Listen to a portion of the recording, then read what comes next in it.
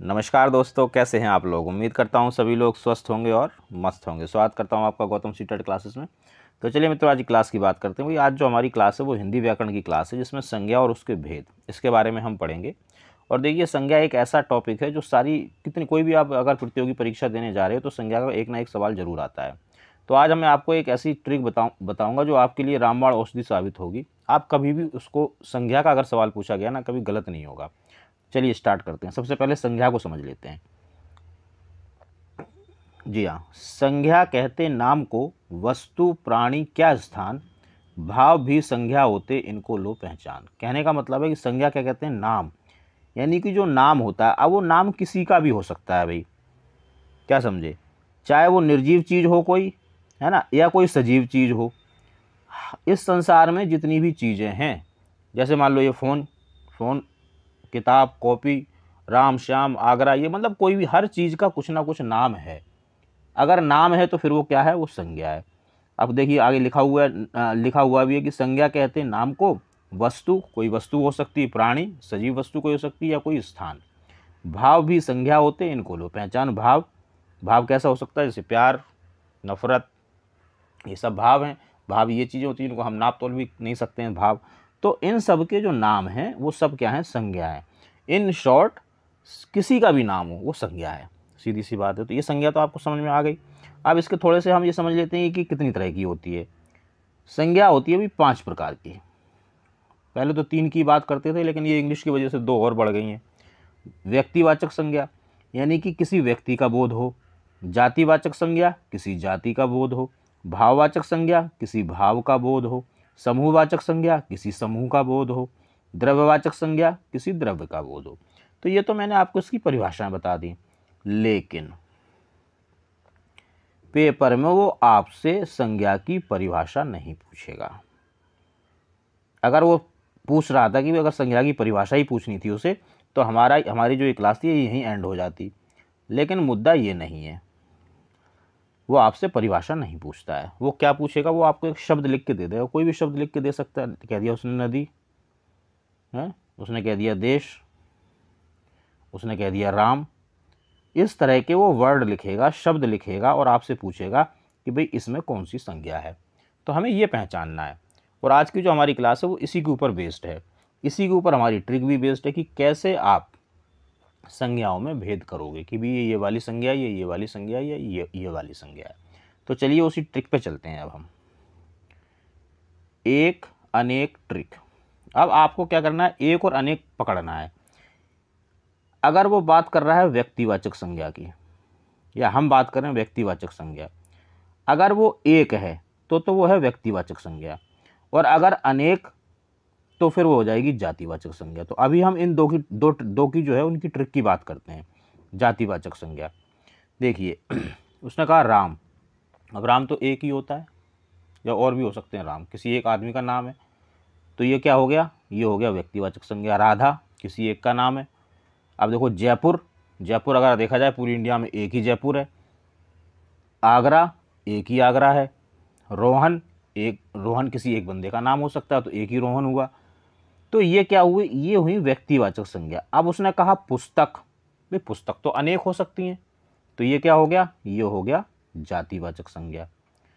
मनुष्य, मनुष्य तो बहुत सारे हो सकते हैं, तो ये क्या हो गया, ये जातिवाचक संज्ञा। उसने कहा शहर, शहर तो दुनिया में बहुत सारे हैं, तो ये क्या हो गया, ये हो गया जातिवाचक संज्ञा। उसने कहा नदी, नदी तो बहुत सारी हैं, लेकिन अगर वो यहीं कह देता गंगा, तो देखो गंगा नदी तो क्या है, वो तो एक ही है। अगर एक है तो व्यक्तिवाचक संज्ञा, और अगर अनेक हैं तो जातिवाचक संज्ञा। बस इस चीज़ को आप समझ लो। और देखेंगे पर्वत, देखो पर्वत तो बहुत सारे हैं, तो जब बहुत सारे यानी कि अनेक हैं तो क्या हो गया, जातिवाचक संज्ञा। अगर वो कह देता हिमालय या अरावली, तो अरावली तो एक ही अरावली है, तो व्यक्तिवाचक संज्ञा। उसने कहा बालक, बालक तो बहुत सारे हो सकते हैं, जातिवाचक संज्ञा।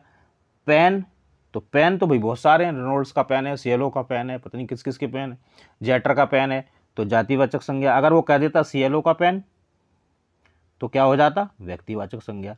तो ये एक और अनेक की जो ट्रिक है, आप इसको बस इसको पकड़ लीजिए कि अगर एक चीज़ है तो क्या होगा, व्यक्तिवाचक संज्ञा।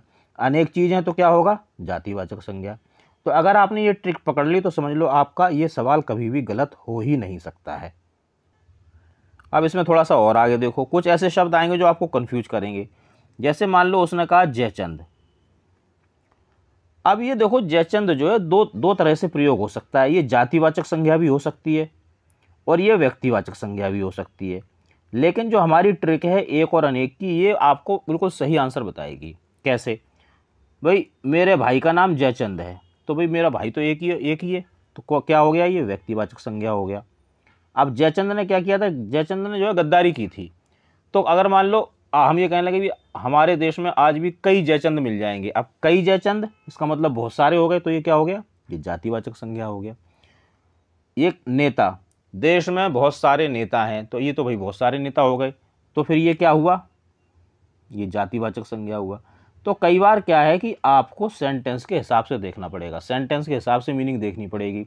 लेकिन ट्रिक यही लगेगी एक अनेक की, कई सारे नेता हैं, लेकिन अगर आप वो कहने लगो कि नेताजी ने तुम मुझे खून दो मैं तुम्हें आज़ादी दूंगा नारा दिया। अब ये जो नेताजी हैं ये एक ही नेताजी हैं, कौन से, सुभाष चंद्र बोस, ये अकेले हैं, तो ये क्या हो गया, ये व्यक्तिवाचक संज्ञा। अगर उसने कहा सरदार, तो सरदार तो बहुत सारे हैं संसार में, है, तो फिर ये क्या है, ये जातिवाचक है, अनेक। लेकिन उन्होंने कहा कि सरदार जी ने देश का एकीकरण किया। अब ये कौन से सरदार जी की बात हो रही है, सरदार वल्लभ भाई पटेल, तो ये हो जाएगी व्यक्तिवाचक संज्ञा। नेहरू, अगर हम कहें कि भाई नेहरू जी ने देश को आज़ाद करवाया, तो कौन से नेहरू की बात हो रही है, एक ही नेहरू की बात हो रही है। जब एक नेहरू की बात हो तो क्या है, व्यक्तिवाचक संज्ञा, ठीक है ना। लेकिन अगर सिर्फ नेहरू की बात हो रही है तो नेहरू तो बहुत सारे हैं, क्या कहते हैं, जैसे अब मान लो लिखा कि गांधी जी ने अहिंसा का मंत्र दिया। अब ये किस गांधी जी की बात हो रही है, ये मोहनदास करमचंद गांधी की बात हो रही है, तो ये हो गया कौन सा, व्यक्तिवाचक संज्ञा, क्योंकि ये हम एक गांधी की बात कर रहे हैं। लेकिन अगर हमने सिर्फ गांधी कहा तो ये तो क्या ये जातियों की, सोनिया गांधी भी हो सकती है और दूसरे भी कोई गांधी हो सकते हैं, राजीव गांधी हो सकते हैं, बहुत सारे गांधी हो सकते हैं, तो फिर ये क्या हो जाएगा, तो ये हो जाएगा जातिवाचक संज्ञा। तो आप एक और अनेक की अगर ट्रिक को फॉलो करेंगे तो इसमें कभी भी कंफ्यूज नहीं होंगे। एक है तो व्यक्तिवाचक संज्ञा, अनेक है तो जातिवाचक संज्ञा। अच्छा, एक छोटी सी चीज़ और है इसकी, इसको भी याद कर लो आप, ये आपके और काम आने वाली है कि जो व्यक्तिवाचक संज्ञा होती है, व्यक्तिवाचक, इसमें क्या है, ये हमेशा नहीं रहेगा, ये ख़त्म हो सकता है। जैसे राम, ये हमेशा नहीं रहना है, एक ना एक दिन ऐसा ख़त्म हो जाएगा। इसका नाम बदला जा सकता है, नाम चेंज हो सकता है, इसकी अपनी एक विशेषता होती है राम की। जैसे मान लो का मैंने कहा था कि राम तो एक ही है, आप कह रहे हो नहीं जी एक, मेरी क्लास में तो 4 राम है, लेकिन इन चारों रामों की अपनी अलग अलग विशेषता है, इसलिए व्यक्तिवाचक संज्ञा है। तो ये हमेशा नहीं रहेगा, इसका नाम बदल सकता है, ये 2 चीज़ें याद रखो। और अगर हम बात करें जातिवाचक संज्ञा की तो ये हमेशा रहेगी। जैसे हमने कहा पर्वत, तो पर्वत तो हमेशा रहेंगे और हमेशा से रहते आए हैं ना, इसका नाम, अब पर्वत को नदी थोड़ी कह सकते हैं, पर्वत तो पर्वत ही रहेगा, तो इसका नाम भी नहीं बदल सकते हम, और ये हमेशा रहेगा। ये चीज़ थोड़ी सी ध्यान आप रखना। तो इससे जो है आप एक और अनेक की ट्रिक से व्यक्तिवाचक संज्ञा और जातिवाचक संज्ञा कभी भूलोगे नहीं।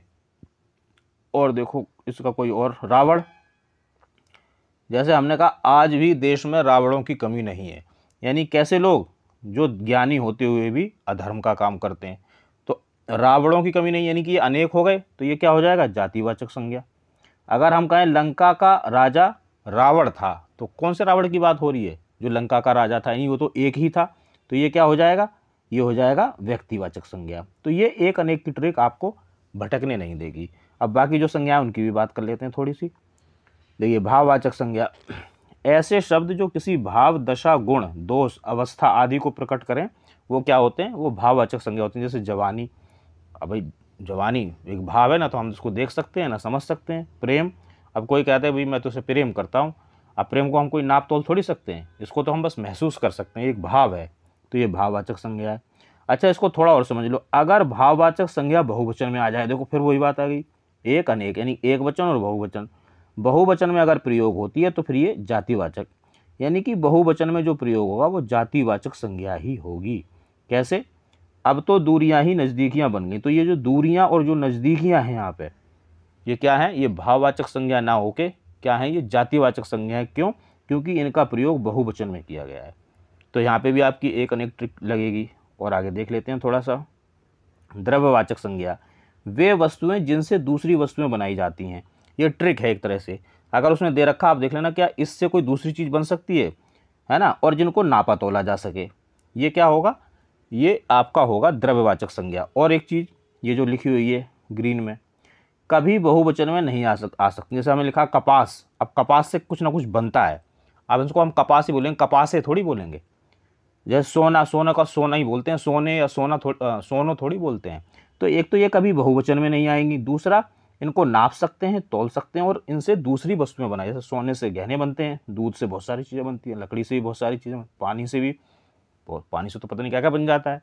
तो ये ट्रिक है, ये आप ध्यान रखो कि ऐसी वस्तुएं जिनसे दूसरी वस्तु बनाई जाए, वो जो शब्द होंगे वो द्रव्यवाचक संज्ञा के शब्द होंगे, और वो कभी बहुवचन में नहीं आएंगे, इस बात का ध्यान रखना। और इनको हम नाप सकते हैं, तोल सकते हैं। जैसे कपास भी, 1 किलो कपास 1 किलो रुई, सोना भी जब नाप तोल लेते हैं 10 ग्राम 20 ग्राम 50 ग्राम जो भी है, तो ये आपका द्रव्यवाचक संज्ञा है। अगला देखेंगे समूहवाचक संज्ञा, जिस शब्द से समूह का ज्ञान हो। इसको तो आप ऐसे समझ लो जैसे भीड़, मतलब जिसमें बहुत सारे लोग हों, दल है, कबीला है, कक्षा है, संसद है, परिवार, परिवार अकेला थोड़ी होता है, इसमें कुछ लोग होंगे। सेना, अब एक सैनिक को सेना थोड़ी कहेंगे, जब बहुत सारे सैनिक होंगे तब। जैसे दल, एक आदमी को दल नहीं कह सकते। टीम, एक आदमी को टीम नहीं कहते हैं, ये बहुवचन में ही आती हैं ज़्यादातर।